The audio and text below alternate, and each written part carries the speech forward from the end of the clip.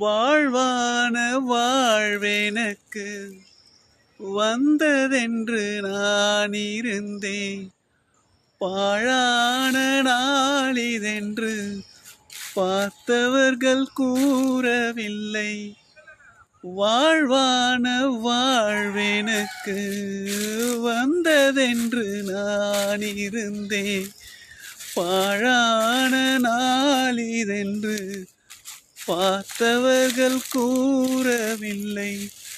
தேனாக பேசியதும் சிரித்து விளையாடியதும், தேனாக பேசியதும் சிரித்து விளையாடியதும் வீணாக போகும் என்று யாரேனும் நினைக்கவில்லை.